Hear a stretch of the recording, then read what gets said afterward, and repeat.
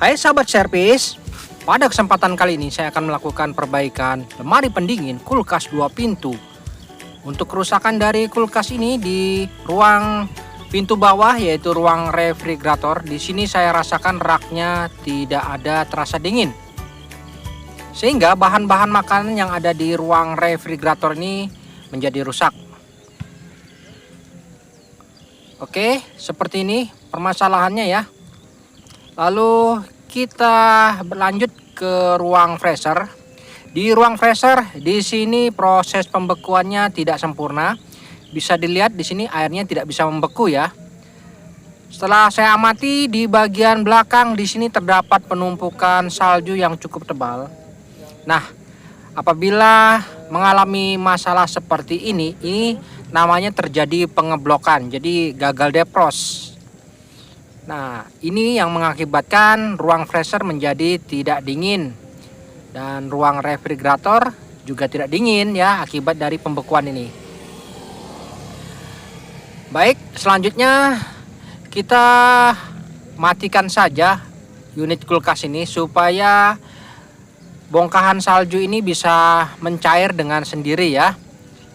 Caranya kita cabut saja sumbernya, lalu kita tidak perlu memberikan air panas atau apa ya untuk melelehkannya. Biarkan saja ya. Nanti dia sampai meleleh sendiri. Baik, teman-teman, setelah cukup proses pelelehan dan di sini sudah dibersihkan ya sama pemiliknya. Dan bongkahan esnya sudah tidak ada. Di bagian ruang refrigerator juga sudah bersih, jadi kosong semua ini.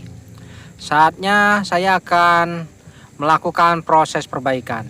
Ini untuk segala aksesorisnya, seperti rak-raknya nih kita cabut. Oke, di sini saya akan lakukan pembongkaran terlebih dahulu.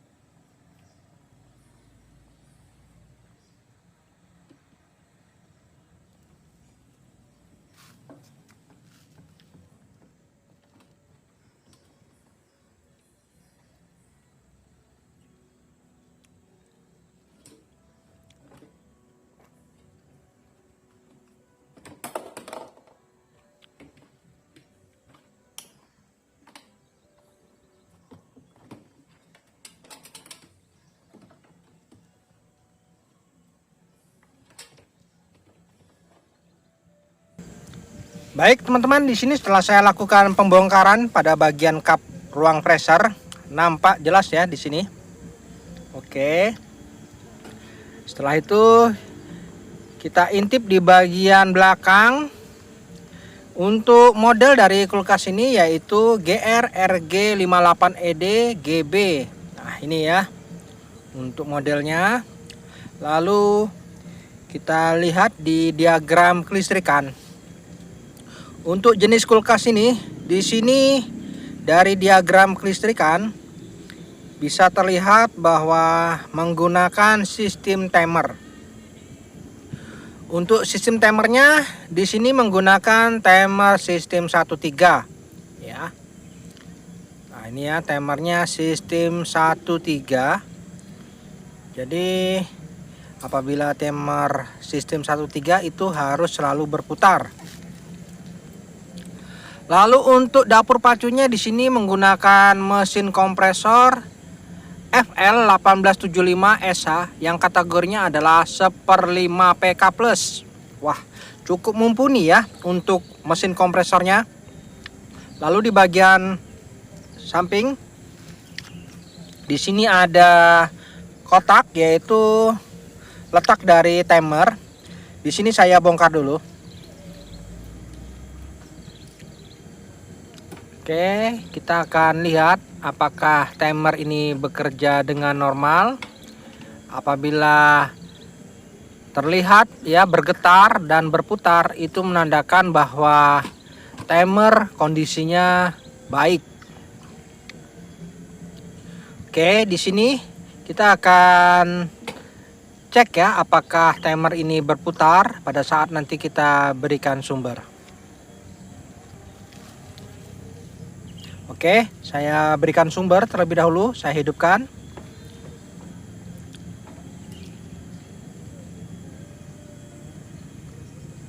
Oke, mesin kompresor aktif ya, sudah bekerja, mantap. Selanjutnya di sini kita bisa intip ya di jendela di bagian timer ini terdapat gear yang berputar ya. Oke, berputar ya, menandakan timer, heater itu bagus ya, tidak ada masalah. Jadi sistem kelistrikannya normal, tidak perlu diragukan lagi. Mantap ya, jadi timernya nih. Oke, apabila sudah dinyatakan tidak ada masalah, di sini kita tutup saja dan kita kembalikan ke posisi semula. Oke.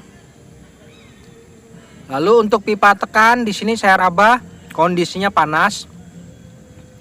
Ya, pipa tekannya ini kondisinya panas. Untuk filter dryer terasa hangat ya. Jadi di sini kondisinya normal. Lalu kita intip lagi di bagian depan. Untuk proses pembentukan saljunya di sini kita perhatikan. Oh ya, fan-nya berfungsi normal, mantap ya. Jadi jangan sampai lupa. Fan-nya harus normal. Lalu di sini proses pendinginannya sedang berlangsung. Terasa lengket ini di pipa-pipanya ini ya. Biarkan saja dulu kita lihat apakah bisa merata. Oke, di sini normal saja ya. Tidak ada masalah. Dan jangan lupa untuk pembuangan harus dicek juga ya, pastikan pembuangannya ini benar-benar lancar sirkulasinya. Nah ini ya, untuk pembentukan saljunya sudah mulai terbentuk. Jadi dipastikan kondisi freon aman, tidak ada kebocoran pada sistem. Oke, untuk di ruang freezer di sini terdapat pengkabelan yang mana kita harus cek untuk bimetal defrostnya ya. Karena untuk proses pembekuan itu rata-rata bimetal defrost mengalami masalah. Jadi di sini pengkabelannya normal, timer normal, heater normal ya. Sudah, langsung saja kita tutup dan kita rapikan kembali. Di sini saya tutup dulu ya.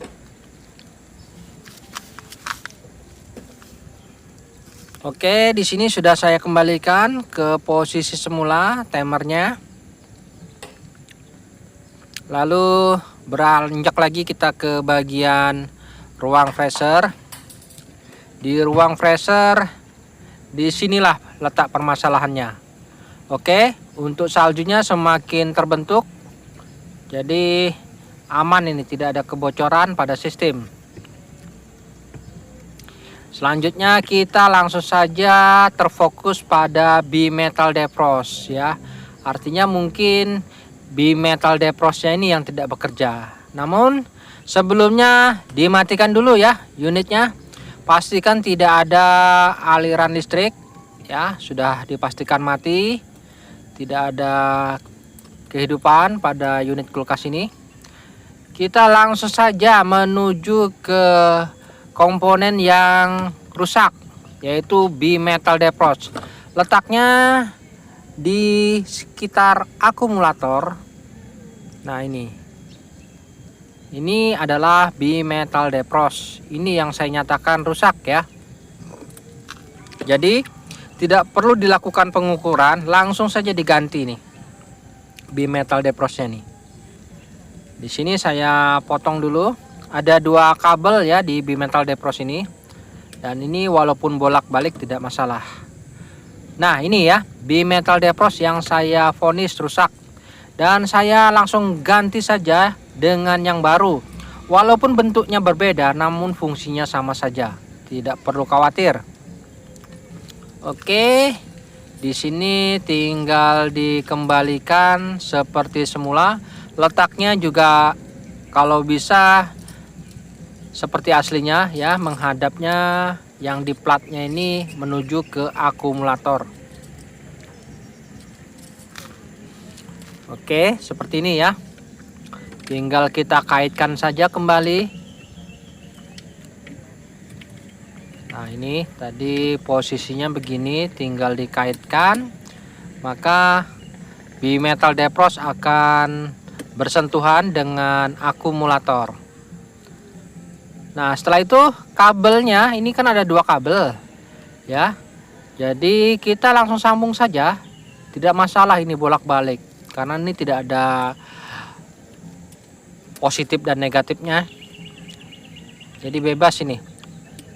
Oke, saya lakukan penyambungan terlebih dahulu.